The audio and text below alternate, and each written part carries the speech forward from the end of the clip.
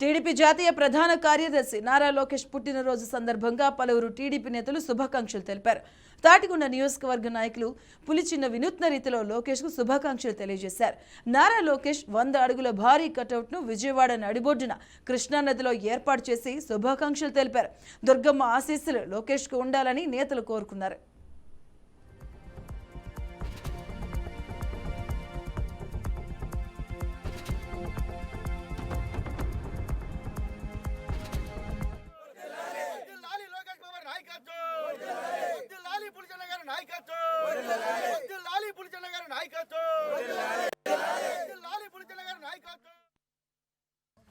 మన యువజన నాయకుడు నారా లోకేష్ బాబు గారు తన యొక్క పాదయాత్రలో యువగలము అనేటువంటి పాదయాత్రలో అనేక మందికి యువతకు ఎంతో స్ఫూర్తినిస్తూ భరోసానిస్తూ ఎన్నో హామీలు ఇస్తూ యువతను ఉత్తేజపరిచి యువత రాబోయే కాలంలో వారికి ఉద్యోగ అవకాశాలు కల్పించాలనే కృతనిశ్చయంతో ఆయన ఎంతో శ్రమపడ్డారు.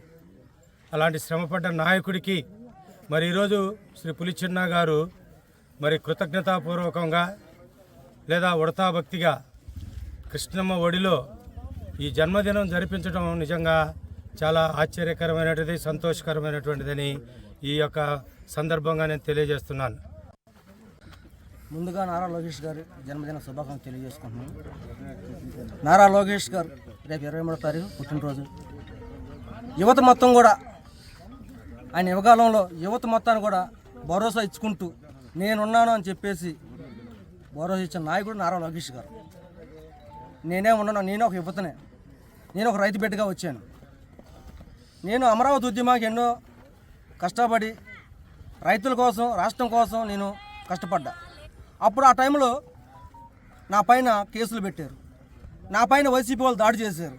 ఆ క్షణంలో లోకేష్ బాబు గారు నేను ఉన్నానని చెప్పేసి ధైర్యంగా నాకు భరోసా ఇచ్చి నిలబెట్టినాడంటే నారా లోకేష్ గారు.